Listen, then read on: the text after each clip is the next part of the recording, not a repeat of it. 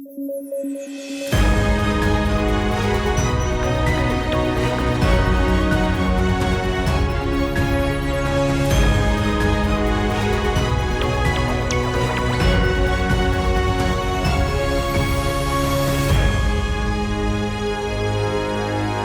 श्री अकाल। तुसीं देख रहे हो पंजाबी नैशनल टीवी ते प्रोग्राम है जी विचार चर्चा। अज दे इस प्रोग्राम दे विच गल करांगे लखीमपुर खीरी दे विच हिंसा वापरन तो बाद किहड़े-किहड़े सियासी आगू उत्थे अपनी सत्ता चमकाउण लई पहुंच गए ने जां पहुंच रहे ने। इस मामले दे विच सुप्रीम कोर्ट ने भी दखल दिता या कि नोटिस लिया अदालत ने। गल पंजाब दी सियासत दी करदे करदे कैप्टन अमरिंदर सिंह अते नरेंद्र मोदी दी मीटिंग दी चर्चा छिड़ी हुई है, ओहदी भी करांगे। इस वेले साडे नाल जुड़ चुके ने साडे माहिर मेहमान कुलदीप सिंह हीर जी। सत श्री अकाल कुलदीप जी, स्वागत करते हैं जी।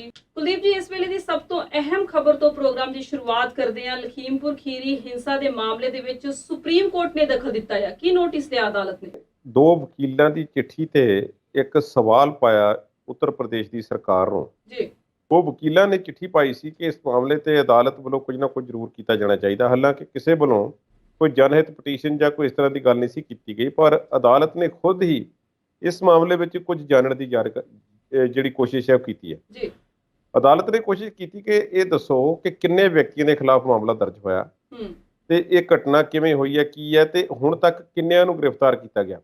हुण देखो, चलो कारण ते हौली हौली जांच विच पता लगणगे, पर 8 व्यक्ति की मौत तां होई ना, पर इस मामले दे विच किन्नियां दे खिलाफ केस दर्ज होया ते किन्नियां नूं गिरफ्तार किया गया, तां बड़ा बेसिक जिहा सवाल है। ये अदालत ने यूपी सरकार नूं कीता ते हुण यूपी सरकार ने जिहड़ा जवाब दिता है वो अज ही जवाब दिता है। कुछ दिन पहलां वो ये उन्होंने कह दिता कि देखो जी, ये इस गल नहीं उन्होंने दस्सिया कि किन्ने गिरफ्तार होए ने जां किहदे खिलाफ FIR ते किहड़ी धारा जिहड़ी आ लाई गई है। अदालत नूं ये कह दिता गया कि असीं यूपी दे विच एक रिटायर्ड सेवा मुक्त जज नूं एक कमीशन बना के उसका मुखी बना दिता है, तो वो इसकी 2 महीनों के जांच मुकम्मल करके सानूं देणगे। हुण अदालत ने सवाल कोई होर कीता सी ते उत्तर प्रदेश की सरकार ने जवाब कोई होर दे दिता है। ये जिहड़े 2 वकीलों ने चिट्ठी लिखी सी उन्हां विचों एक दस्से जांदे ने कपिल सिब्बल, जो कि कांग्रेस के साबका केंद्रीय मंत्री भी ने ते उगे वकील भी ने, वो भी ने ते होर भी वकीलों ने इस नूं देखण दी जिहड़ी गलबात शुरू कीती हुई सी। हुण ये अपने आप दे विच बड़ी एक हासोहीणी गल जापदी है कि एक पासे इन्नी वड्डी घटना हुई होवे ते उत्तर प्रदेश की पुलिस जिहड़ी है जां प्रशासन है वो कह रहे कि देखो असीं उसनूं फड़न लई छापेमारी कर रहे हैं। हुण जिस व्यक्ति का, जिस नौजवान का बाप जिहड़ा है उसनूं डिफेंड करता फिरदा होवे कि मेरा तो पुत्र दोषी है ही नहीं, मेरा तो पुत्र उत्थे मौजूद ही नहीं सी, असीं तो उत्थे सीगे ही नहीं, वो सारियां गल्लां तो इनकार करदा है। जे दोषी नहीं सी फिर लुकिया क्यों फिरदा है? जे दोषी नहीं सी तो फिर ये मंत्री साहब जिहड़े ने अजय मिश्रा जी वो अमित शाह नूं मिलण क्यों गए ने? अमित शाह नाल किहड़ी गल? मामले ते गृह मंत्री की चुप, प्रधानमंत्री की चुप, उगी बीजेपी की केंद्रीय लीडरशिप की चुप जिहड़ी है ये कई गल्लां वाले इशारे करदी है। हुण लखीमपुर हिंसा के मामले दे विच सुप्रीम कोर्ट ने कुछ करन दा यतन कीता ते की सुप्रीम कोर्ट उत्तर प्रदेश के सरकार द्वारा दिते गए इस जवाब तो सहमत होवेगी, संतुष्ट होवेगी?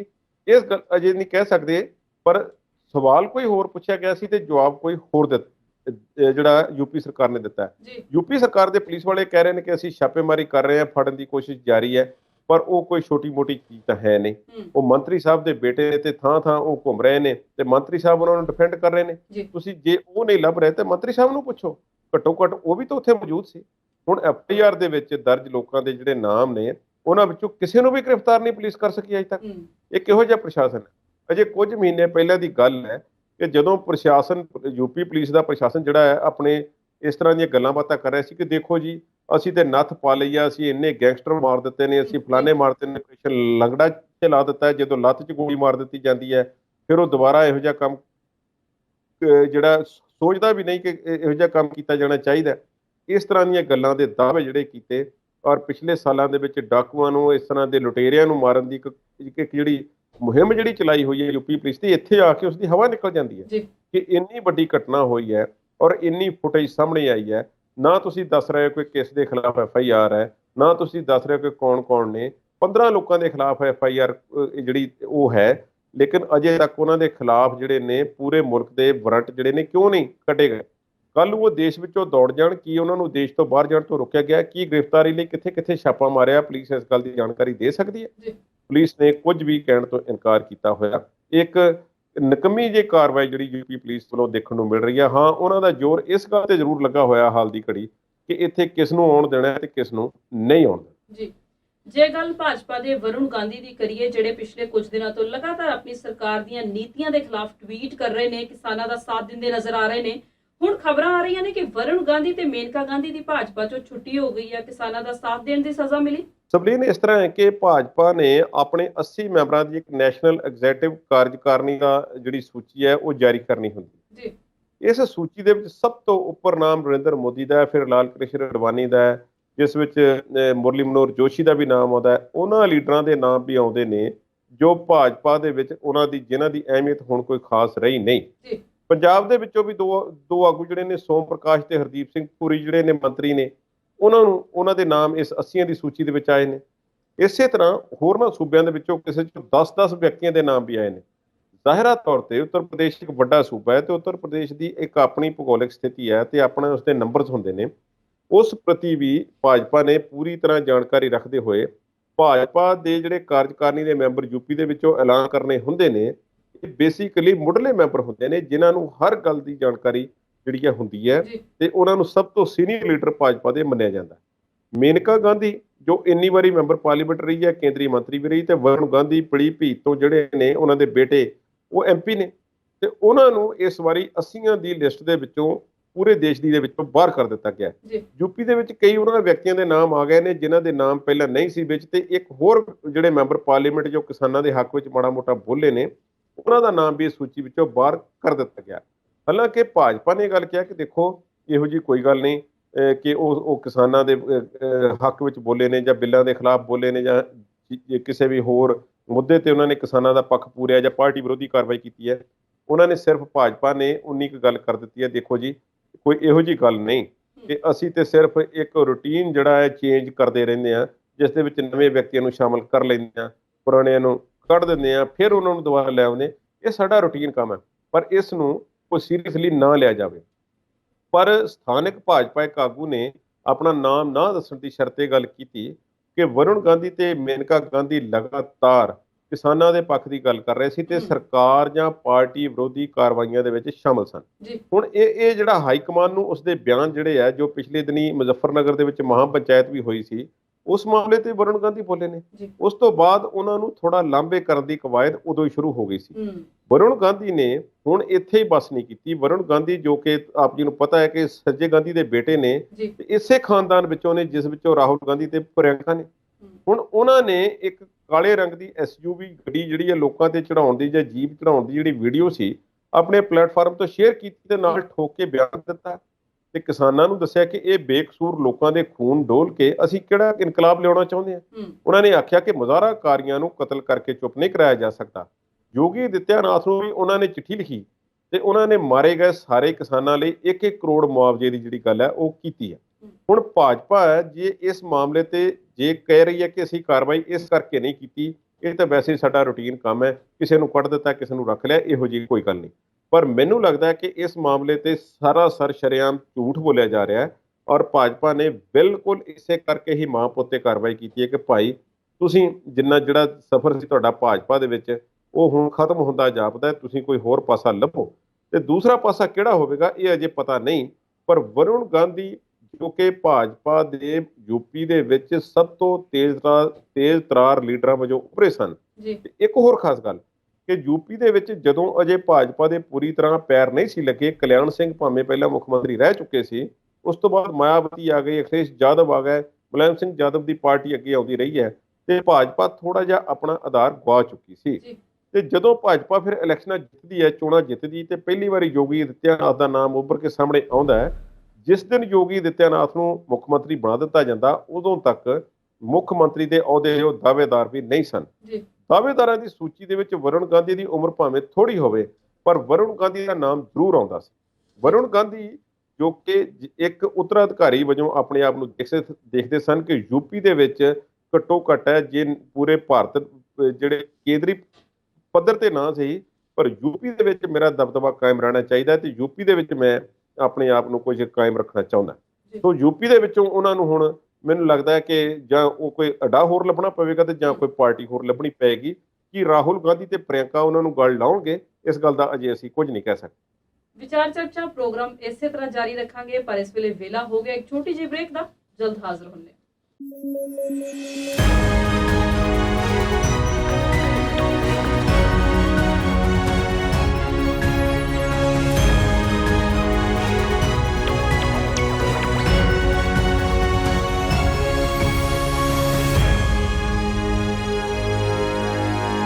ਬ੍ਰੇਕ ਤੋਂ ਬਾਅਦ ਦਰਸ਼ਕਾਂ ਦਾ ਸਵਾਗਤ ਕਰਦੇ ਹਾਂ। ਕੁਲਦੀਪ ਜੀ, ਯੂਪੀ ਸਰਕਾਰ ਦੇ ਤਾਨਾਸ਼ਾਹ ਰਵੱਈਏ ਦੇ ਵਿਰੋਧ ਵਿੱਚ ਪੰਜਾਬ ਕਾਂਗਰਸ ਦਾ ਵੱਡਾ ਜੱਥਾ ਸਿੱਧੂ ਦੀ ਸਰਪ੍ਰਸਤੀ ਦੇ ਵਿੱਚ ਲਖੀਮਪੁਰ ਵੱਲ ਤੁਰ ਪਿਆ ਅੱਜ। ਤੇ ਸਿੱਧੂ ਦਾ ਇਹ ਜਿਹੜਾ ਲਖੀਮਪੁਰ ਮਾਰਚ ਹੈ, ਇਹਦਾ ਕੀ ਫਾਇਦਾ, ਕੀ ਮਤਲਬ ਹੈ ਇਹਦਾ? ਦੇਖੋ ਜੀ, ਜਦੋਂ ਲਖੀਮਪੁਰ ਜਾਣ ਦੀ ਸਿੱਧੂ ਨੇ ਗੱਲ ਕੀਤੀ ਕਿ ਉਹਨੇ ਮਾਰਚ ਕਰਨਾ ਹੈ ਤੇ ਜਾਣਾ ਹੈ, ਬੱਲੇ ਬੱਲੇ ਕਹਿੰਦੇ ਬਹੁਤ ਵਧੀਆ ਹੋਇਆ ਜੀ, ਵੀ ਆਹ ਕੰਮ ਹੈ ਜਿਹੜਾ ਨਵਜੋਤ ਸਿੰਘ ਸਿੱਧੂ ਨੂੰ ਕਰਨਾ ਚਾਹੀਦਾ ਹੈ ਜੀ। ਤਾਂ ਨਵਜੋਤ ਸਿੰਘ ਸਿੱਧੂ ਨੇ ਫਿਰ ਅੱਜ ਜ਼ੀਰਕਪੁਰ ਤੋਂ ਜਿਹੜਾ ਹੈ ਵੱਡਾ ਕਾਫਲਾ, ਜਿਹੜਾ ਜਿਸ ਵਿੱਚ ਤਕਰੀਬਨ ਸਾਰੇ ਦੇ ਸਾਰੇ ਵਿਧਾਇਕ, ਕਾਂਗਰਸ ਪਾਰਟੀ ਦੇ ਸੰਸਦ ਮੈਂਬਰ ਤੇ ਹੋਰ ਉਹਨਾਂ ਦੇ ਕਾਂਗਰਸ ਦੇ ਵਰਕਰ ਤੇ ਵੱਡਾ ਕਾਫਲਾ ਜਿਹੜਾ ਹੈ ਉਹਨਾਂ ਨੇ ਤੋਰ ਲਿਆ। ਉੱਥੇ ਰਾਹ ਤਕਰੀਬਨ 11-12 ਘੰਟਿਆਂ ਦਾ ਇੱਥੋਂ ਦੱਸਿਆ ਜਾਂਦਾ ਹੈ ਜ਼ੀਰਕਪੁਰ ਤੋਂ ਲਖੀਮਪੁਰ ਤੱਕ ਦਾ। ਪਰ ਸਹਾਰਨਪੁਰ ਦੇ ਬਾਰਡਰ ਤੇ ਜਿਹੜਾ ਹੈ ਨਵਜੋਤ ਸਿੰਘ ਸਿੱਧੂ ਦਾ ਕਾਫਲਾ ਉਹ ਰੋਕ ਲਿਆ ਗਿਆ, ਅਜਿਹਾ ਖਬਰਾਂ 'ਚ ਦੱਸਿਆ ਗਿਆ। ਤਾਂ ਕੰਮ ਕੀ ਵੀ ਉੱਥੇ ਹੋਈ ਹੈ ਕਿ ਉਹਨਾਂ ਨੂੰ ਕਿਸੇ ਰਸਤਿਓਂ ਅੱਗੇ ਜਾਣ ਦੀ ਇਜਾਜ਼ਤ ਹੋਵੇਗੀ, ਕਿ ਉਹਨਾਂ ਨੂੰ ਗਾਂਹ ਜਾਣ ਦਿੱਤਾ ਜਾਵੇਗਾ, ਜਾਂ ਉਹ ਬਾਈ ਏਅਰ ਜਾਣਗੇ, ਜਾਂ ਥੋੜੇ ਬੰਦੇ ਜਾਣਗੇ, ਜਾਂ ਰਾਹੁਲ ਗਾਂਧੀ ਤੇ ਪ੍ਰਿਯੰਕਾ ਤੇ ਚਰਨਜੀਤ ਚੰਨੀ ਤੇ ਭੁਪੇਸ਼ ਬਘੇਲ ਨੂੰ ਜਿਸ ਤਰ੍ਹਾਂ ਇਜਾਜ਼ਤ ਮਿਲੀ ਸੀ ਕਿ ਇਸ ਤਰ੍ਹਾਂ ਦੀ ਇਜਾਜ਼ਤ ਮਿਲੇਗੀ ਜੀ। ਇਸ ਤਰ੍ਹਾਂ ਵੱਡਾ ਕਾਫਲਾ ਲੈ ਕੇ ਜਾਂਦੇ ਨੇ ਤਾਂ ਉੱਥੇ ਦੇ ਲੋਕਾਂ ਵਾਸਤੇ, ਜਾਂ ਉੱਥੇ ਜਿਹੜੇ ਪਰਿਵਾਰ ਜਿਹੜੇ ਦੁਖੀ ਹੋਏ ਨੇ, ਪੱਤਰਕਾਰ ਵੀ ਨੌਜਵਾਨ ਮਾਰਿਆ ਗਿਆ, ਹੋਰ ਵੀ ਮਾਰੇ ਗਏ ਨੇ, ਉਹ ਉਹਨਾਂ ਦੇ ਪਰਿਵਾਰਾਂ ਨੂੰ ਕੀ ਕਰਨਗੇ, ਕੀ ਦੇਣਗੇ, ਕੀ ਕਰਨ ਜਾਣਾ? ਮੈਂ ਸਮਝਦਾ ਕਿ ਹਮਦਰਦੀ ਪ੍ਰਗਟ ਕਰਨ ਜਾਣਾ ਹੋਵੇ ਤੇ ਵਿਅਕਤੀਗਤ ਤੌਰ ਤੇ ਜਾਣਾ ਜ਼ਿਆਦਾ ਅਹਿਮ ਹੈ। ਇਸ ਤਰ੍ਹਾਂ ਡਰਾਮਾ ਕਰਕੇ, ਵੱਡੀ ਰੈਲੀ ਦੇ ਤੌਰ ਤੇ, ਵੱਡੇ ਇਕੱਠ ਦੇ ਤੌਰ ਤੇ ਦਿਖਾਵਾ ਕਰਨ ਜਾਣਾ, ਵੱਡੀਆਂ ਵੱਡੀਆਂ ਗੱਡੀਆਂ ਲੈ ਕੇ, ਜਿਹੜੀਆਂ ਗੱਡੀਆਂ ਅੱਜ ਵੇਖੀਆਂ ਗਈਆਂ ਰੈਲੀ ਕਾਫਲਾ ਜਾਣ ਤੋਂ ਪਹਿਲਾਂ, ਉਹ ਵੇਖੀਆਂ ਹੀ ਬਣਦੀਆਂ ਕਿ ਕਿਸ ਤਰ੍ਹਾਂ ਦੀਆਂ ਗੱਡੀਆਂ ਨੇ।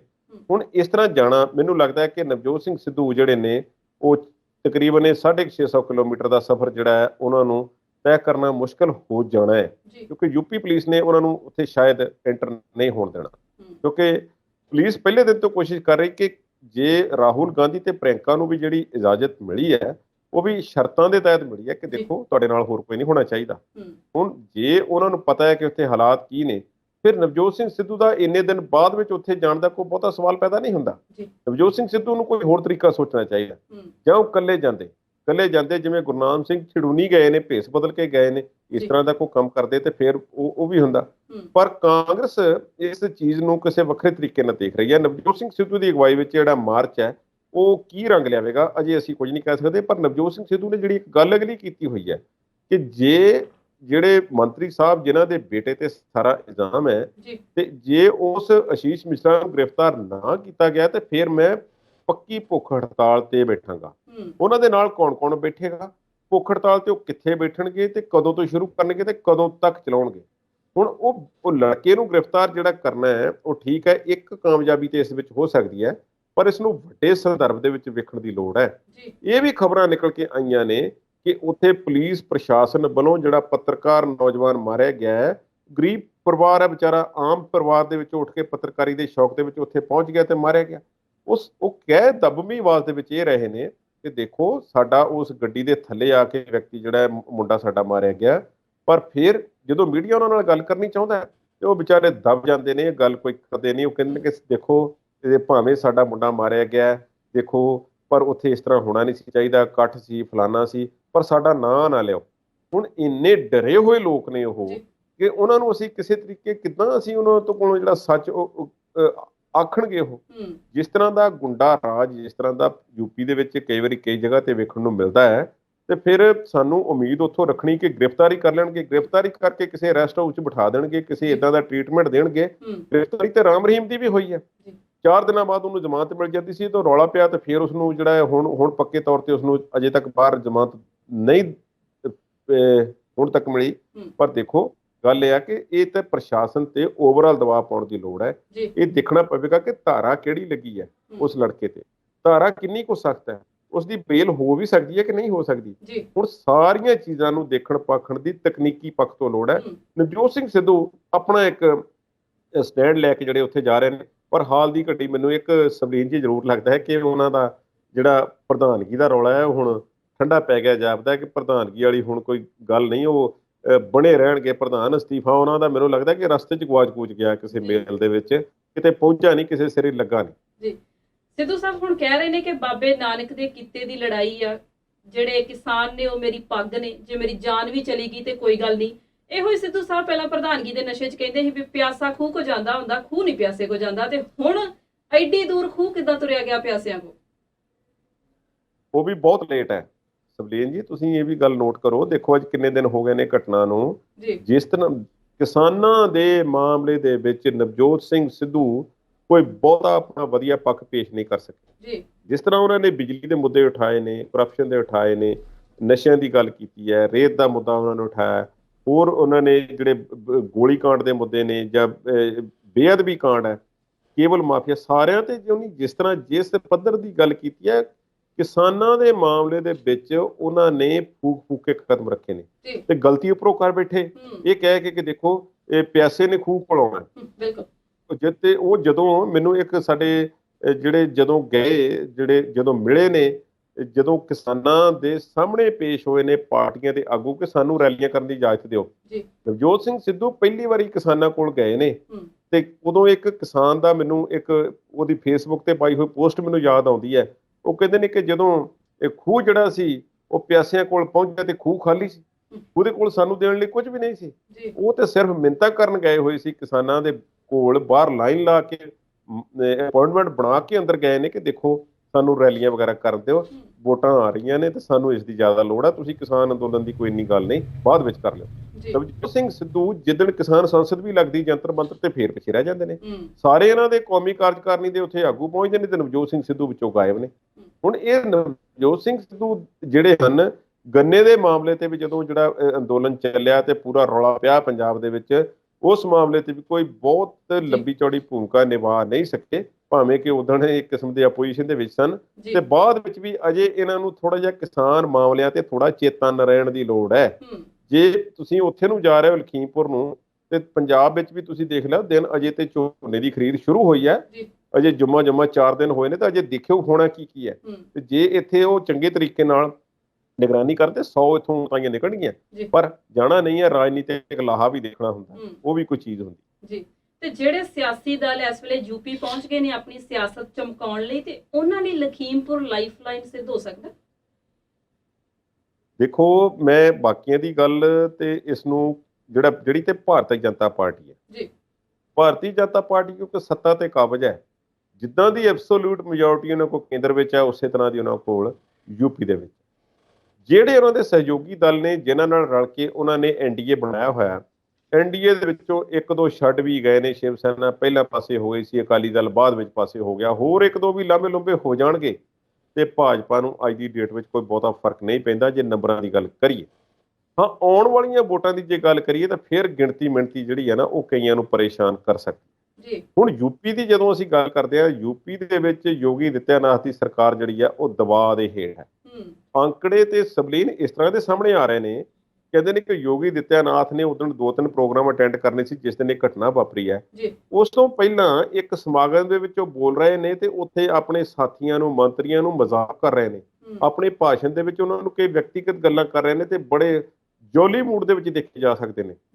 ਫਿਰ ਕਹਿੰਦੇ ਨੇ ਕਿ ਜਦੋਂ ਉਹਨਾਂ ਕੋਲੇ ਖਬਰ ਪਹੁੰਚ ਜਾਂਦੀ ਹੈ ਤੇ ਇੱਕ ਜਗ੍ਹਾ ਉਹਨਾਂ ਨੇ ਅਜੇ ਸਪੀਚ ਕਰਨੀ ਹੁੰਦੀ ਹੈ, ਭਾਸ਼ਣ ਦੇਣਾ ਹੁੰਦਾ ਹੈ, ਤੇ ਉਹਨਾਂ ਨੂੰ ਇੱਕ ਪਾਸੇ ਲਿਜਾ ਕੇ ਜਿਹੜਾ ਹੈ ਉਹ ਗੱਲ ਦੱਸੀ ਜਾਂਦੀ ਕਿ ਇਸ ਤਰ੍ਹਾਂ ਗੱਲ ਹੋ ਗਈ ਹੈ, 7-8 ਵਿਅਕਤੀ ਮਾਰੇ ਗਏ ਨੇ, ਤੇ ਉਹ ਫਿਰ ਪਰੇਸ਼ਾਨ ਹੋ ਜਾਂਦੇ ਨੇ। ਜਦੋਂ ਸਪੀਚ ਦੇਣ ਲਈ ਉੱਠਦੇ ਨੇ ਉੱਥੇ ਜਾ ਕੇ ਤੇ ਵਿੱਚੋਂ ਬਹੁਤੀ ਵਾਰ ਉਹ ਉਖੜਦੇ ਨੇ, 15-16 ਵਾਰ ਉਹ ਗੱਲ ਨੂੰ ਰਿਪੀਟ ਕਰਦੇ ਨੇ ਤੇ ਮਾਈਕ ਨੂੰ 3-4 ਵਾਰ ਫੜ ਕੇ ਸਿੱਧਾ ਸੁੱਧਾ ਕਰਦੇ ਨੇ। ਉਹਨਾਂ ਦੇ ਚਿਹਰੇ ਤੇ ਪਰੇਸ਼ਾਨੀ ਦੇ ਜਿਹੜਾ ਸਬੱਬ ਹੈ ਉਹ ਦੇਖਿਆ ਜਾ ਸਕਦਾ ਹੈ।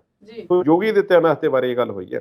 ਹੁਣ ਯੋਗੀ ਆਦਿੱਤਿਆਨਾਥ ਲਈ ਇਹ ਜਿਹੜੀ ਹੈ ਗਿਣਤੀ ਮਿਣਤੀ ਹੈ, ਪਿੱਛੇ ਜੇ ਜਦੋਂ ਉਹਨਾਂ ਤੋਂ ਨਾਰਾਜ਼ ਸਨ ਭਾਰਤੀ ਜਨਤਾ ਪਾਰਟੀ ਦੇ ਆਗੂ ਕਈ ਲੋਕਲ ਸਥਾਨਕ ਯੂਪੀ ਦੇ, ਤਾਂ ਫਿਰ ਇਹਨਾਂ ਨੂੰ ਅਮਿਤ ਸ਼ਾਹ ਦੇ ਕੋਲ ਜਾਣਾ ਪਿਆ, ਭਾਈ ਆਪਣਾ ਤੌਰ ਤਰੀਕਾ ਬਦਲੋ। ਪਰ ਯੋਗੀ ਆਦਿੱਤਿਆਨਾਥ ਤੇ ਹੱਥ ਜਿਹੜਾ ਹੈ ਨਾ ਉਹ ਵੱਡੇ ਸਰਕਾਰ ਦਾ ਹੈ, RSS ਦਾ ਹੈ। ਹੁਣ ਇਹਦੇ ਤੇ ਇਹ ਭਾਰਤੀ ਜਨਤਾ ਪਾਰਟੀ ਦੀ ਜਿਹੜੀ ਗੱਲ ਮੈਂ ਤੁਹਾਡੇ ਨਾਲ ਸਾਂਝੀ ਕੀਤੀ, ਬਾਕੀ ਦਲਾਂ ਦੀ ਗੱਲ ਜਿਹੜੀ ਹੈ ਉਹ ਬ੍ਰੇਕ ਤੋਂ ਬਾਅਦ ਸਾਂਝੀ ਕਰਦੇ ਹਾਂ ਜੀ। ਗੱਲਬਾਤ ਦਾ ਦੌਰ ਇਸੇ ਤਰ੍ਹਾਂ ਜਾਰੀ ਰੱਖਾਂਗੇ, ਪਰ ਇਸ ਵੇਲੇ ਵੇਲਾ ਹੋ ਗਿਆ ਇੱਕ ਛੋਟੇ ਜਿਹੇ ਵਕਫੇ ਦਾ। ਬਹੁਤ ਜਲਦ ਹਾਜ਼ਰ ਹੋਣੇ ਆ।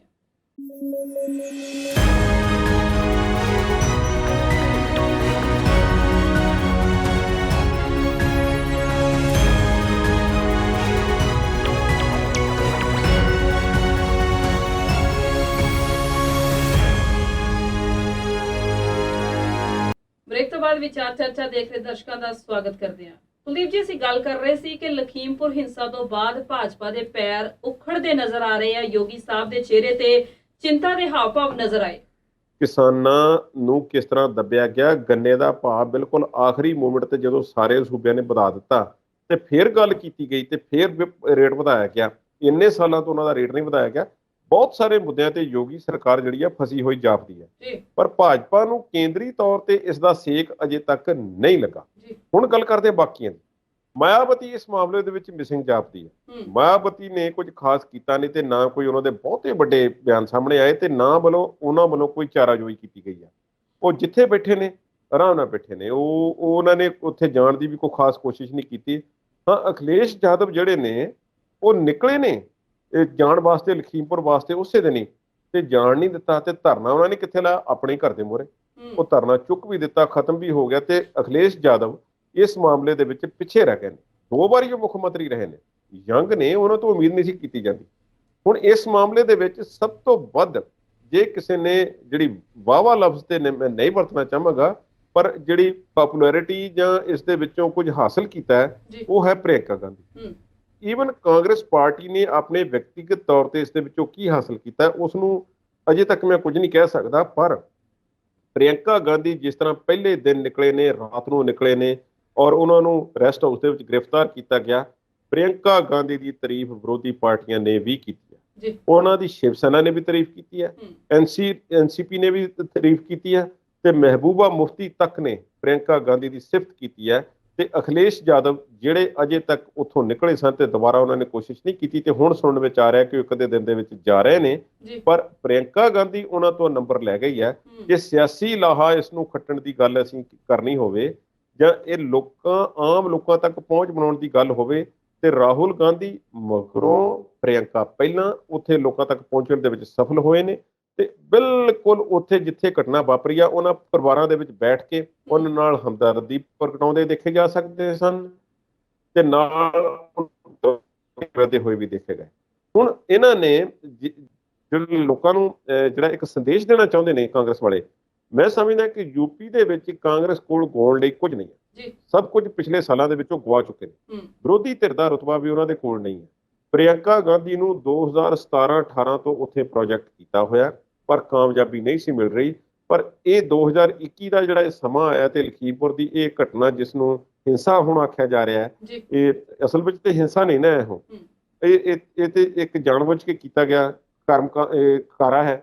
ਚਲੋ ਇਸ ਨੂੰ ਅਸੀਂ ਹੁਣ ਜਿਵੇਂ ਮਰਜ਼ੀ ਲੈ ਲਈਏ, ਪਰ ਇਸ ਮਾਮਲੇ ਦੇ ਵਿੱਚ ਪ੍ਰਿਅੰਕਾ ਗਾਂਧੀ ਨੇ ਆਪਣੀ ਰਾਜਸੀ ਗਰਾਊਂਡ ਜਿਹੜੀ ਹੈ, ਉਹਨਾਂ ਨੇ ਆਪਣਾ ਇੱਕ ਮੈਦਾਨ ਜਿਹੜਾ ਹੈ ਲੱਭ ਲਿਆ, ਆਪਣੀ ਸਪੇਸ ਯੂਪੀ ਦੇ ਵਿੱਚ। ਉਹ ਕਿੱਥੋਂ ਕਿਵੇਂ ਕਿਸ ਤਰ੍ਹਾਂ ਫਿਰ ਅੱਗੇ ਨਿਕਲਦੇ ਨੇ ਇਸ ਮਾਮਲੇ ਦੇ ਵਿੱਚ ਤੇ ਕਿੰਨੇ ਕੁ ਲੋਕ ਜੁੜਦੇ ਨੇ, ਇਹ ਅਜੇ ਆਉਣ ਵਾਲਾ ਸਮਾਂ ਦੱਸੇਗਾ। ਪਰ ਇਸ ਵਿੱਚੋਂ ਪ੍ਰਿਅੰਕਾ ਗਾਂਧੀ ਬਾਕੀ ਨਾਲੋਂ ਨੰਬਰ ਲੈ ਗਈ। ਜੇ ਕੁਲਦੀਪ ਜੀ ਗੱਲ ਕੈਪਟਨ ਅਮਰਿੰਦਰ ਸਿੰਘ ਦੀ ਕਰੀਏ, ਜਿਨ੍ਹਾਂ ਬਾਰੇ ਚਰਚਾ ਆ ਕਿ ਸ਼ਾਹ ਤੋਂ ਬਾਅਦ ਹੁਣ ਮੋਦੀ ਸਾਹਿਬ ਦੇ ਨਾਲ ਉਹਨਾਂ ਨੇ ਸਿਰ ਜੋੜਨਾ ਆ, ਨਾਲੇ ਤੇ ਉਹ ਕਹਿੰਦੇ ਮੈਂ ਭਾਜਪਾ 'ਚ ਜਾਣਾ ਨਹੀਂ, ਨਾਲੇ ਦੂਜੇ ਕੁ ਦਿਨ ਗੋਡੇ ਵੀ ਭਾਜਪਾਈਆਂ ਨਾਲ ਜੋੜ ਕੇ ਬਹਿ ਜਾਂਦੇ ਨੇ। ਕਿਹੜੇ ਹੌਸਲੇ 'ਚ ਤੁਰੇ ਫਿਰਦੇ ਨੇ? ਦੇਖੋ ਇਹ ਹੁਣ ਦੇਖੋ, ਕੈਪਟਨ ਅਮਰਿੰਦਰ ਸਿੰਘ ਬਾਰੇ ਵੈਸੇ ਕੱਲ ਕਿਹਾ ਜਾ ਰਿਹਾ ਸੀ ਕਿ ਉਹ ਬੁੱਧਵਾਰ ਨੂੰ ਮਿਲਣਗੇ। ਹੁਣ ਵੀਰਵਾਰ ਅਜੇ ਤੱਕ ਖਬਰ ਆਈ ਨਹੀਂ ਹੈ ਕਿ ਉਹ ਮਿਲੇ ਨੇ ਕਿ ਨਹੀਂ ਮਿਲੇ ਨੇ। ਦੇਖੋ ਗੱਲ ਇਹ ਹੈ ਕਿ ਜੇ ਤੇ ਅਸੀਂ ਗੱਲ ਕਰੀਏ ਮੁੱਖ ਮੰਤਰੀ ਦੇ ਤੌਰ ਤੇ ਉਹਨਾਂ ਦੀਆਂ ਬਹੁਤ ਘੱਟ ਮੀਟਿੰਗਾਂ ਜਿਹੜੀਆਂ ਨਰਿੰਦਰ ਮੋਦੀ ਜੀ ਨਾਲ ਤੇ ਅਮਿਤ ਸ਼ਾਹ ਜੀ ਨਾਲ ਕੈਪਟਨ ਸਾਹਿਬ ਦੀਆਂ ਹੋਈਆਂ ਹੋਣਗੀਆਂ। ਗ੍ਰਹਿ ਮੰਤਰੀ ਨਾਲ ਤੇ ਪ੍ਰਧਾਨ ਮੰਤਰੀ ਨਾਲ ਉਹਨਾਂ ਦੀਆਂ ਮੀਟਿੰਗਾਂ ਕਿਉਂ ਘੱਟ ਹੋਈਆਂ?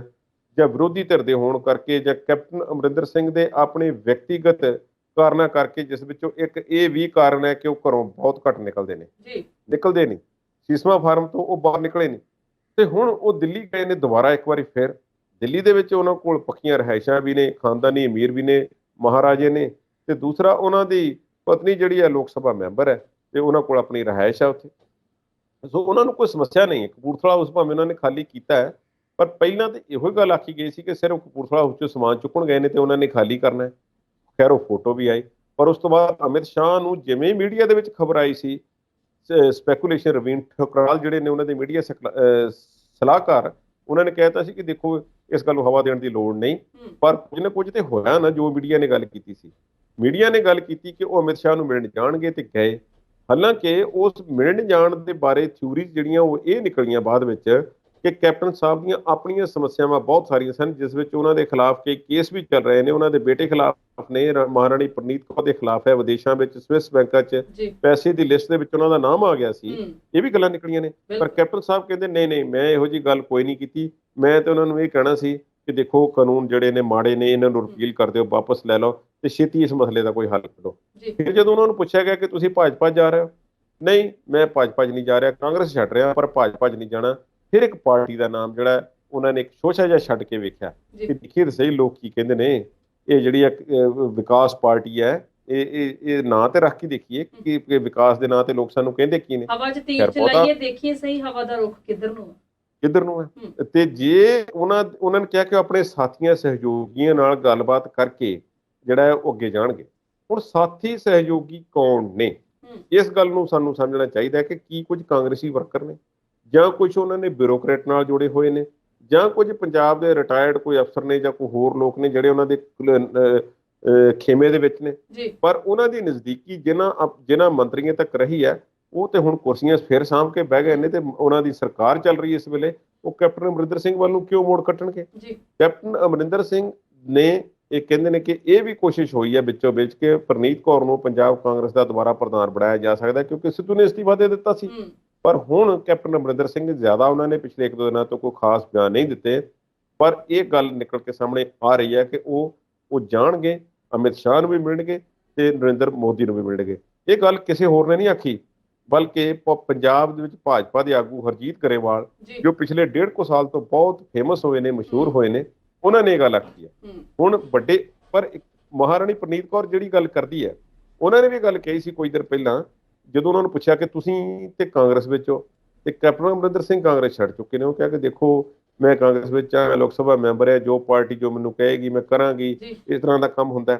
ਪਰ ਜੇ ਕੈਪਟਨ ਅਮਰਿੰਦਰ ਸਿੰਘ ਬਾਰੇ ਜਦੋਂ ਉਹਨਾਂ ਨੂੰ ਪੁੱਛਿਆ ਗਿਆ, ਉਹਨਾਂ ਕਿਹਾ ਕਿ ਇਹ ਕਿਸਾਨ ਮਸਲੇ ਦਾ ਹੱਲ ਉਹ ਜ਼ਰੂਰ ਕਢਾਉਣ ਦੀ ਕੋਸ਼ਿਸ਼ ਕਰ ਰਹੇ ਨੇ। ਕਈ ਭਾਜਪਾ ਦੇ ਵੱਡੇ ਆਗੂਆਂ ਦੇ ਸੰਪਰਕ ਵਿੱਚ ਉਹ ਹਨ ਤੇ ਇਸ ਕਰਕੇ ਕੋਸ਼ਿਸ਼ ਸਾਡੀ ਹੈ ਕਿ ਇਸ ਮਸਲੇ ਦਾ ਹੱਲ ਜਿਹੜਾ ਹੈ ਉਹ ਕੁਝ ਨਾ ਕੁਝ ਕੱਢ ਲਿਆ ਜਾਵੇ।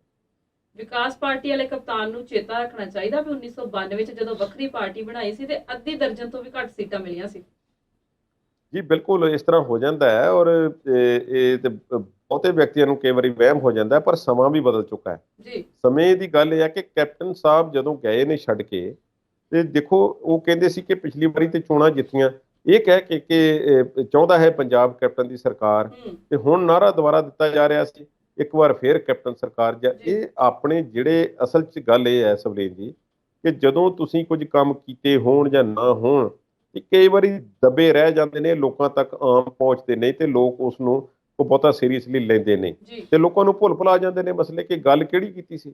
ਹੁਣ ਜਿਹੜੇ ਵਾਅਦੇ ਸਰਕਾਰ ਨੇ ਕੀਤੇ ਹੋਏ ਸੀ, ਉਹਨਾਂ ਦੇ ਵਿੱਚੋਂ ਤੇ ਪੂਰਾ ਕੋਈ ਹੋਇਆ ਨਾ, ਤੇ ਕੈਪਟਨ ਸਾਹਿਬ ਹੋਰ ਹੀ ਵਾਅਦੇ ਗਣਾਉਣ ਲੱਗ ਪਏ। ਦੇਖੋ ਜੀ, ਕੋਵਿਡ ਆ ਗਿਆ, ਫਲਾਨਾ ਆ ਗਿਆ, ਸਾਡੇ ਸਕੂਲ ਵਧੀਆ ਬਣ ਗਿਆ, ਸਾਨੂੰ ਆਹ ਗ੍ਰੇਡ ਮਿਲ ਗਿਆ, ਸਾਨੂੰ ਉਹ ਮਿਲ ਗਿਆ, ਇੰਨੀਆਂ ਸੜਕਾਂ ਬਣਾਤੀਆਂ, ਇੰਨੇ ਬੰਦੇ ਨਸ਼ਿਆਂ ਵਾਲੇ ਅਸੀਂ ਫੜ ਲਏ। ਨਸ਼ਿਆਂ ਵਾਲੇ ਇਸ ਤਰ੍ਹਾਂ ਫੜਨ ਦੀ ਗੱਲ ਤੇ ਨਹੀਂ ਸੀ ਹੋਈ। ਜੋ ਸਟੇਜਾਂ ਤੇ ਤੁਸੀਂ ਚੜ੍ਹ ਕੇ ਕਹਿੰਦੇ ਸੋ ਬੇਅਦਬੀ ਦੀਆਂ ਘਟਨਾਵਾਂ ਦੇ ਬਾਰੇ ਤੇ ਨਸ਼ਿਆਂ ਨੂੰ ਠੱਲ ਪਾਉਣ ਦੇ ਬਾਰੇ, ਤੇ ਕਿਸਾਨਾਂ ਨੂੰ ਜੋ ਤੁਸੀਂ ਮਦਦ ਕਰਨੀ ਸੀ, ਸਮਾਰਟਫੋਨ ਦੇਣੇ ਸੀ, ਤੁਸੀਂ ਕਿਸਾਨਾਂ ਦੇ ਕਰਜ਼ੇ ਮੁਆਫ ਕਰਨੇ ਸੀ, ਉਹ ਸਾਰੀਆਂ ਗੱਲਾਂ ਤੇ ਕਿਤੇ ਰਹਿ ਗਈਆਂ। ਤੁਸੀਂ ਕਿਉਂ ਪਹਿਲਾਂ ਕਲੀਅਰ ਨਾ ਕੀਤੀ ਕਿ ਅਸੀਂ ਜਿਹੜਾ ਇਸ ਲੈਵਲ ਤੱਕ ਦਾ ਕਰਜ਼ਾ ਮੁਆਫ ਕਰਨਾ?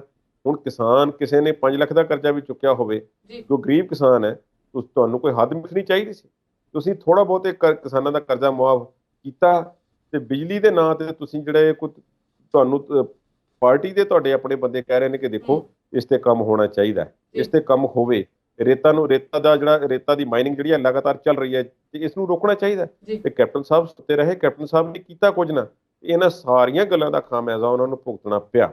ਤੇ ਪਰ ਮੈਨੂੰ ਲੱਗਦਾ ਨਹੀਂ ਸਵਲੀਨ ਜੀ ਕਿ ਜੋ ਇਸ ਤਰ੍ਹਾਂ ਦਾ ਫਰੰਟ ਲੈ ਆਉਂਦੇ ਨੇ ਤੇ ਉਹ ਕੋਈ ਵੱਡਾ ਫਰਕ ਪਾ ਸਕਣਗੇ। ਦੂਸਰੀ ਗੱਲ ਇਹ ਹੈ ਕਿ ਜੇ ਵਾਕਿਆ ਹੀ ਉਹ ਜਿਹੜੇ ਖੇਤੀ ਕਾਨੂੰਨ ਨੇ ਰਿਪੀਲ ਕਰਵਾਉਣ ਦੇ ਵਿੱਚ ਸਫਲ ਹੋ ਜਾਂਦੇ ਨੇ, ਤੇ ਭਾਰਤੀ ਜਨਤਾ ਪਾਰਟੀ ਉਹਨਾਂ ਨੂੰ ਆਪਣੇ ਚਿਹਰੇ ਵਜੋਂ ਬਣਾ ਕੇ ਪੰਜਾਬ ਵਿੱਚ ਪੇਸ਼ ਕਰਨਾ ਚਾਹਵੇ, ਤੇ ਫਿਰ ਸਮੀਕਰਨ ਬਿਲਕੁਲ ਉਲਟ ਹੋ ਸਕਦੇ ਨੇ। ਪਰ ਇਸ ਗੱਲ ਦਾ ਜਵਾਬ ਦੇਣਾ ਬਹੁਤ ਔਖਾ ਹੋਵੇਗਾ ਕੈਪਟਨ ਅਮਰਿੰਦਰ ਸਿੰਘ ਨੂੰ ਤੇ ਭਾਜਪਾ ਨੂੰ, ਕਿ ਜੇ ਇਸ ਤਰ੍ਹਾਂ ਹੀ ਪੋਲੀਟੀਕਲ ਗੇਮ ਹੀ ਖੇਡਣੀ ਸੀ ਤੇ ਫਿਰ ਇਹ ਇੰਨੇ ਲੋਕ ਮਰਵਾਉਣ ਦੀ ਕੀ ਲੋੜ ਸੀ? ਕਿੰਨੇ ਵਿਅਕਤੀਆਂ ਦੀ ਹੁਣ ਤੱਕ ਜਾਨ ਜਾ ਚੁੱਕੀ ਹੈ, ਕਿੰਨਾ ਖਰਚਾ ਹੋ ਚੁੱਕਾ ਹੈ, ਕਿੰਨਾ ਸਮਾਂ ਬਰਬਾਦ ਹੋ ਚੁੱਕਾ ਹੈ, ਪੰਜਾਬ ਦਾ ਕਿੰਨਾ ਨੁਕਸਾਨ ਹੋ ਚੁੱਕਾ ਹੈ, ਜਾਨਾਂ ਜਾ ਚੁੱਕੀਆਂ ਨੇ, ਕਿਸਾਨ ਉਜਾੜੇ ਦੇ ਕੰਢੇ ਤੇ ਪਹੁੰਚ ਚੁੱਕੇ ਨੇ, ਨੁਕਸਾਨ ਹੋ ਰਿਹਾ, ਉਸ ਦਾ ਜ਼ਿੰਮੇਵਾਰ ਕੌਣ ਹੋਵੇ? ਇਹ ਸਾਰੀਆਂ ਗੱਲਾਂ ਦੇ ਜਵਾਬ ਕੈਪਟਨ ਅਮਰਿੰਦਰ ਸਿੰਘ ਨੂੰ ਦੇਣੇ ਪੈਣਗੇ। ਫਿਰ ਜਾ ਕੇ ਕਿਤੇ ਉਹ ਪੰਜਾਬ ਦੇ ਵਿੱਚ ਆਪਣੀ ਸਿਆਸੀ ਪਿੜ ਜਿਹੜਾ ਹੈ ਉਸ ਦੇ ਵਿੱਚ ਕੋਈ ਆਪਣਾ ਝੰਡਾ ਕੱਢਣ ਦੇ ਵਿੱਚ ਸਮਰੱਥ ਹੋ ਸਕਦਾ। ਜੀ, ਪੰਜਾਬ ਦੀ ਸਿਆਸਤ ਦੀ ਗੱਲ ਇਸੇ ਤਰ੍ਹਾਂ ਜਾਰੀ ਰੱਖਾਂਗੇ, ਪਰ ਇਸ ਵੇਲੇ ਵੇਲਾ ਹੋ ਗਿਆ ਇੱਕ ਛੋਟੀ ਜਿਹੀ ਬ੍ਰੇਕ ਦਾ। ਜਲਦ ਹਾਜ਼ਰ ਹੁੰਦੇ ਹਾਂ।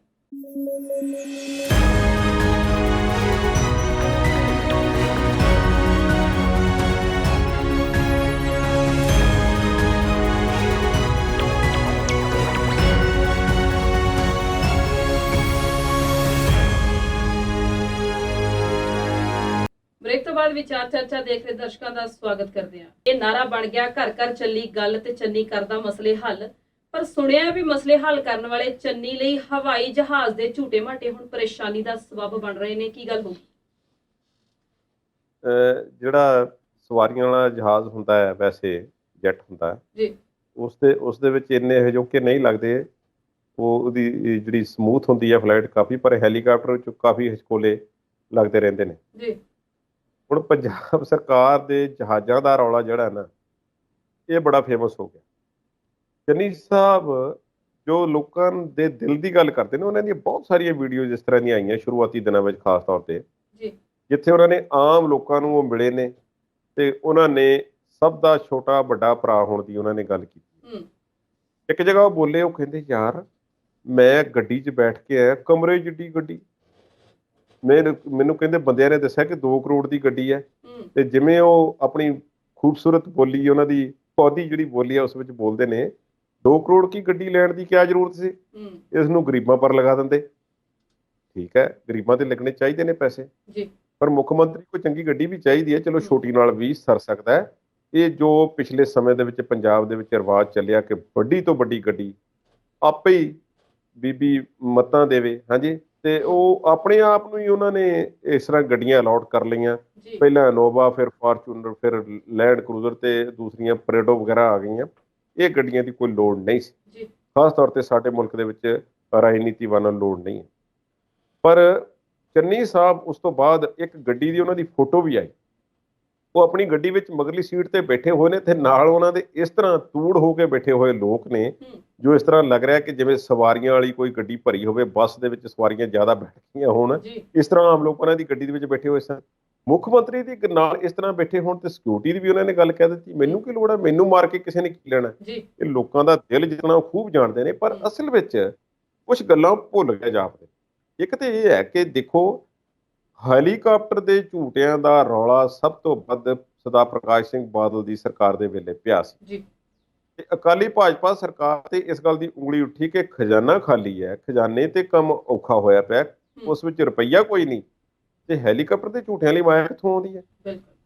ਉਹ ਹੈਲੀਕਾਪਟਰ ਦੇ ਝੂਟਿਆਂ ਨੂੰ ਘਟਾਉਣ ਲਈ ਕੈਪਟਨ ਸਾਹਿਬ ਨੇ ਵਾਅਦਾ ਕੀਤਾ ਚੋਣ ਮਨੋਰਥ ਪੱਤਰ ਦੇ ਵਿੱਚ ਕਿ ਅਸੀਂ ਇਹ ਝੂਟੇ ਘੱਟ ਕਰਾਂਗੇ, ਐਮਰਜੈਂਸੀ ਵਾਸਤੇ ਜਾਂ ਕੁਝ ਖਾਸ ਜਿਹੜੇ ਜਾਇਜ਼ੇ ਵਗੈਰਾ ਲੈਣੇ ਹੁੰਦੇ ਨੇ ਉਦੋਂ ਹੀ ਮੁੱਖ ਮੰਤਰੀ ਲਈ ਜਾਂ ਕਿਸੇ ਖਾਸ ਮੰਤਰੀ ਲਈ ਵਰਤਿਆ ਜਾਵੇਗਾ, ਉਦੋਂ ਅਸੀਂ ਹੈਲੀਕਾਪਟਰ ਨਹੀਂ ਵਰਤਣਾ। ਇਹ ਇੱਕ ਵੱਖਰੀ ਗੱਲ ਹੈ ਸਵਲੀਨ, ਕਿ ਮੁੱਖ ਮੰਤਰੀ ਸਾਹਿਬ ਕੈਪਟਨ ਅਮਰਿੰਦਰ ਸਿੰਘ ਨਿਕਲੇ ਘਰੋਂ ਬਹੁਤ ਘੱਟ, ਤੇ ਜਿੱਥੇ ਕਿਤੇ ਗਏ ਮਾੜਾ ਮੋਟਾ ਕਿਸੇ ਗੱਡੀ ਵਿੱਚ ਗਏ ਹੋਣਗੇ ਜਾਂ ਹੈਲੀਕਾਪਟਰ ਤੇ ਗਏ ਨੇ। ਪਰ ਹੁਣ ਜਦੋਂ ਹਾਲਾਤ ਬਦਲ ਗਏ ਨੇ, ਚੰਨੀ ਸਾਹਿਬ, ਉਹਨਾਂ ਦੀ ਸਿਹਤ ਵੀ ਬਹੁਤ ਸੋਹਣੀ ਹੈ, ਯੰਗ ਨੇ, ਜਿੱਥੇ ਮਰਜ਼ੀ ਜਾ ਸਕਦੇ ਨੇ, ਗੱਡੀਆਂ ਦਾ ਇੰਨਾ ਵੱਡਾ ਕਾਫਲਾ, ਛੋਟਾ ਸੂਬਾ ਹੈ ਪੰਜਾਬ। ਉਹਨਾਂ ਨੇ ਕੁਝ ਦਿਨ ਪਹਿਲਾਂ ਜਦੋਂ ਉਹ ਬਣੇ ਹੀ ਨੇ ਮੁੱਖ ਮੰਤਰੀ, ਉਸ ਤੋਂ ਕੁਝ ਦਿਨ ਬਾਅਦ ਹੀ ਉਹ ਇੱਕ ਚਾਰਟਰਡ ਜੈਟ ਜਿਹੜਾ ਹੈ ਕਰਕੇ ਗੇੜੇ ਨੇ, ਸਪੈਸ਼ਲ ਜਹਾਜ਼ ਜਿਹੜਾ ਹੈ, ਕਾਫੀ ਸਾਰੀਆਂ ਸੀਟਾਂ ਉਸ ਦੇ ਵਿੱਚ ਸਨ।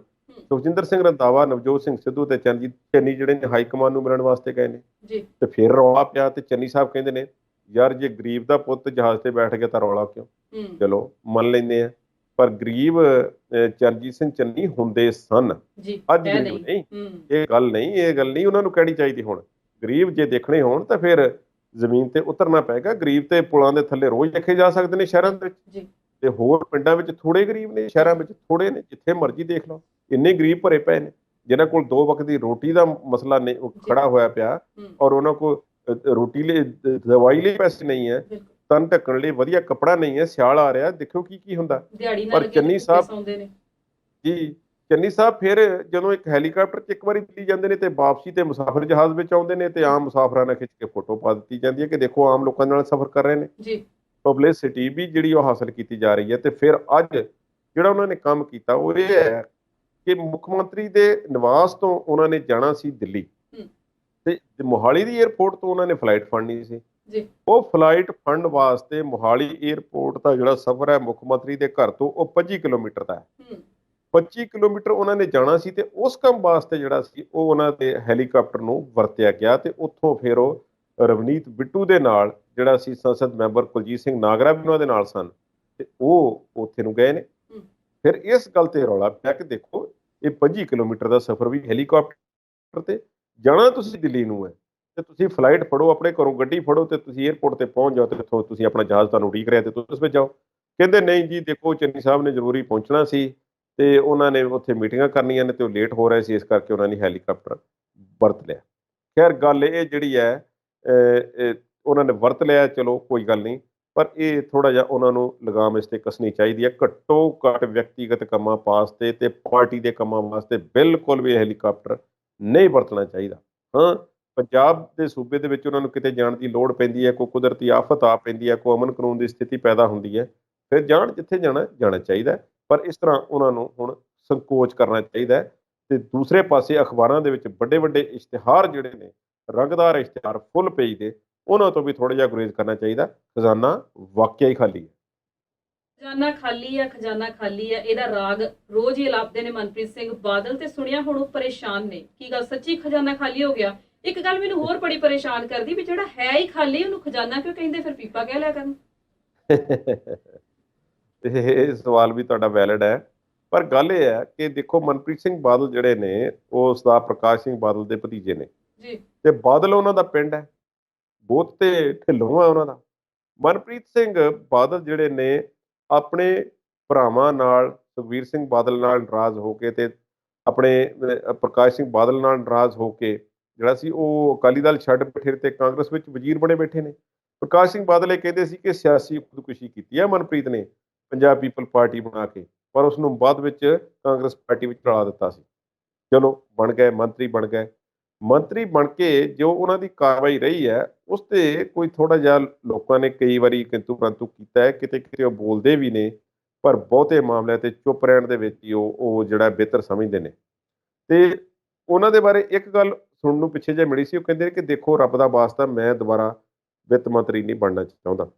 ਹੁਣ ਸਰਕਾਰ ਬਣੇਗੀ ਕਾਂਗਰਸ ਦੀ ਕਿ ਨਹੀਂ ਬਣੇਗੀ ਇਸ ਗੱਲ ਦਾ ਨਹੀਂ ਪਤਾ, ਤੇ ਉਹ ਮੰਤਰੀ ਬਣਨਗੇ ਕਿ ਨਹੀਂ ਬਣਨਗੇ ਇਹ ਵੀ ਨਹੀਂ ਪਤਾ, ਤੇ ਉਹ ਜਿੱਤਣਗੇ ਕਿ ਨਹੀਂ ਜਿੱਤਣਗੇ ਇਹ ਵੀ ਨਹੀਂ ਪਤਾ, ਪਰ ਵਿੱਤ ਮੰਤਰੀ ਤੋਂ ਉਹਨਾਂ ਨੇ ਹੱਥ ਖੜੇ ਕੀਤੇ ਹੋਏ ਨੇ। ਮੈਂ ਸਮਝਦਾ ਕਿ ਉਹਨਾਂ ਨੂੰ ਜਾਂ ਤਾਂ ਇਹ ਬਿਆਨ ਦੇਣਾ ਨਹੀਂ ਸੀ ਚਾਹੀਦਾ, ਤੇ ਜਾਂ ਜੇ ਉਹ ਇੰਨੇ ਸੀਰੀਅਸ ਨੇ ਤਾਂ ਫਿਰ ਉਹਨਾਂ ਨੂੰ ਅਸਤੀਫਾ ਦੇ ਦੇਣਾ ਚਾਹੀਦਾ ਕਿ ਮੈਨੂੰ ਕੋਈ ਹੋਰ ਅਹੁਦਾ ਦੇ ਦਿਓ ਭਾਈ, ਮੇਰੇ ਕੋਲੋਂ ਨਹੀਂ ਚੱਲਦਾ। ਹੁਣ ਸਮੱਸਿਆ ਇਹ ਆ ਕਿ ਪਹਿਲਾਂ ਵੀ ਇੱਕ ਵਾਰੀ ਜੋ ਨਰਮਾ ਪੱਟੀ ਦੇ ਵਿੱਚ ਕਿਸਾਨਾਂ ਦਾ ਨਰਮਾ ਨੁਕਸਾਨਿਆ ਗਿਆ ਨਕਲੀ ਦਵਾਈਆਂ, ਨਕਲੀ ਬੀਜਾਂ ਕਰਕੇ, ਸਮੱਸਿਆ ਆਉਂਦੀ ਹੈ। ਹੁਣ ਗੁਲਾਬੀ ਸੁੰਡੀ ਨੇ ਹਮਲਾ ਕਰ ਦਿੱਤਾ ਹੈ ਤੇ ਗੁਲਾਬੀ ਸੁੰਡੀ ਕਿਉਂ ਪਈ ਹੈ ਤੇ ਇਸ ਤੋਂ ਕਿਵੇਂ ਬਚਿਆ ਜਾ ਸਕਦਾ ਹੈ, ਸਾਰੀ ਦੀ ਖੋਜ ਕਾਰਜ ਤੇ ਮਾੜੇ ਮੋਟੇ ਚੱਲ ਰਹੇ ਨੇ। ਪਰ ਕਿਸਾਨ ਔਖੇ ਨੇ, ਕਿਸਾਨੀ ਔਖੀ ਹੈ, ਕਿਸਾਨ ਦੇ ਕੋਲ ਜੇਬ 'ਚ ਪੈਸਾ ਨਹੀਂ ਹੈ, ਕਿਸਾਨ ਨੂੰ ਮੁਆਵਜ਼ਾ ਚਾਹੀਦਾ। ਮੁਆਵਜ਼ੇ ਵਾਲੇ ਕਿਸਾਨ 3 ਦਿਨਾਂ ਤੋਂ ਪਿੰਡ ਬਾਦਲ ਦੇ ਵਿੱਚ ਬੈਠੇ ਹੋਏ ਸਨ, ਪੱਕਾ ਮੋਰਚਾ ਲਾ ਕੇ ਕਿ ਭਾਈ ਸਾਡੇ ਨੁਕਸਾਨ ਦਾ ਜਾਇਜ਼ਾ ਜਿਹੜਾ ਉਹ ਸਰਵੇ ਕਰਵਾ ਕੇ ਸਾਨੂੰ ਬਣਦਾ ਮੁਆਵਜ਼ਾ, ਖਰਚਾ ਪਾਣੀ ਜਿਹੜਾ ਦਿੱਤਾ ਜਾਵੇ। ਚਲੋ ਨਾ ਕਿਸਾਨ ਕਈ ਵਾਰੀ ਮੰਗਦੇ ਨੇ, ਉਹ ਤੇ ਨਹੀਂ ਦਿੱਤਾ ਜਾ ਸਕਦਾ, ਪਰ ਫਿਰ ਵੀ ਦੇਣਾ ਤੇ ਚਾਹੀਦਾ। ਉਹਨਾਂ ਦੀ ਗੱਲ ਸੁਣੀ ਤੱਕ ਨਹੀਂ ਗਈ। ਹੋਇਆ ਇਹ ਡਿਪਟੀ ਕਮਿਸ਼ਨਰ ਕਹਿੰਦੇ ਨੇ ਦੇਖੋ ਜੀ ਆ ਜਾਓ, ਤੁਹਾਡੀ ਕਿਸੇ ਅਫਸਰਾਂ ਨਾਲ ਗੱਲ ਕਰਾਉਂਦੇ ਆ, ਤੁਹਾਡਾ ਨੁਕਸਾਨ ਹੋਇਆ ਉਹਦਾ ਸਰਵੇ ਕਰਦੇ ਆ, ਇਸ ਤਰ੍ਹਾਂ ਕਰਦੇ ਆ। ਅਸਲ ਗੱਲ ਉਹ ਹੀ ਹੁੰਦੀ ਹੈ, ਜਿਵੇਂ ਗੰਨੇ ਦਾ ਰੇਟ ਵਧਿਆ, 2-3 ਦਿਨ ਮਗਜ ਖਪਾਈ ਹੁੰਦੀ ਰਹੀ ਤੇ ਫਿਰ ਚੌਥੇ ਦਿਨ ਜਾ ਕੇ ਵਧਿਆ ਕਿਸ ਤਰ੍ਹਾਂ? ਮੁੱਖ ਮੰਤਰੀ ਸਾਹਿਬ ਕਹਿੰਦੇ ਆਹ ਲਓ 360 ਰੁਪਈਏ। ਉਹ ਕਿਵੇਂ ਹੋਇਆ? ਇਹ ਵੀ ਉਸੇ ਤਰ੍ਹਾਂ ਹੀ ਹੋਣਾ। ਕਿਸਾਨ ਬਾਰ-ਬਾਰ ਇਹ ਗੱਲ ਕਰ ਰਹੇ ਨੇ ਕਿ ਭਾਈ ਸਾਨੂੰ ਡੀਸੀ ਸਾਹਿਬ ਜਾਂ ਕਿਸੇ ਹੋਰ ਅਫਸਰ ਦੇ ਮੱਥੇ ਲਾਉਣ ਦਾ ਕੋਈ ਮਤਲਬ ਨਹੀਂ, ਇਸ ਲਈ ਫੈਸਲਾ ਜਾਂ ਵਿੱਤ ਮੰਤਰੀ ਨੇ ਕਰਨਾ, ਉਹ ਜਿੱਥੋਂ ਪੈਸੇ ਆਉਣੇ ਨੇ, ਤੇ ਜਾਂ ਫਿਰ ਖੇਤੀਬਾੜੀ ਮੰਤਰੀ ਨੇ ਕਰਨਾ, ਤੇ ਜਾਂ ਮੁੱਖ ਮੰਤਰੀ ਨੇ ਕਰਨਾ। ਸਾਨੂੰ ਉਹ ਕੰਮ ਕਰਨ ਦਿਓ। ਹੁਣ 3 ਦਿਨ ਤੋਂ ਬੈਠੇ ਹੋਏ ਨੇ, ਮਿਲ ਨਹੀਂ ਦਿੱਤਾ ਜਾ ਰਿਹਾ, ਤੇ ਅੱਜ ਫਿਰ ਕਿਸਾਨਾਂ ਨੇ ਅੱਕ ਕੇ ਉਗਰਾਹਾਂ ਗਰੁੱਪ ਵੱਲੋਂ, ਉਗਰਾਹਾਂ ਜਥੇਬੰਦੀ ਵੱਲੋਂ ਉਹਨਾਂ ਨੇ ਬੈਰੀਕੇਡ ਤੋੜ ਦਿੱਤੇ ਤੇ ਮਨਪ੍ਰੀਤ ਬਾਦਲ ਦੇ ਘਰ ਨੂੰ ਘੇਰਾ ਪਾ ਲਿਆ। ਹੁਣ ਮਨਪ੍ਰੀਤ ਬਾਦਲ ਉੱਥੇ ਪਹੁੰਚਦੇ ਨੇ ਕਿ ਨਹੀਂ ਪਹੁੰਚਦੇ ਨੇ, ਜਾਂ ਮੁਆਵਜ਼ੇ ਦਾ ਐਲਾਨ ਖਾਲੀ ਖਜ਼ਾਨੇ ਦੇ ਵਿੱਚੋਂ ਕੁਝ ਦੇਣ ਦਾ ਕਰਦੇ ਜਾਂ ਨਹੀਂ ਕਰਦੇ, ਇਹ ਅਜੇ ਪਤਾ ਨਹੀਂ।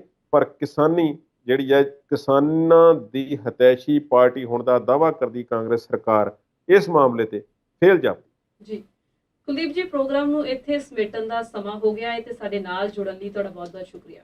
ਅਗਲੀ ਵਾਰ ਨਵੇਂ ਮੁੱਦਿਆਂ ਤੇ ਨਵੀਂ ਗੱਲਬਾਤ ਲੈ ਕੇ ਜਲਦ ਹਾਜ਼ਰ ਹੋਵਾਂਗੇ। ਤਦ ਤੱਕ ਲਈ ਸਾਨੂੰ ਦਿਓ ਇਜਾਜ਼ਤ। ਸਤਿ ਸ੍ਰੀ ਅਕਾਲ।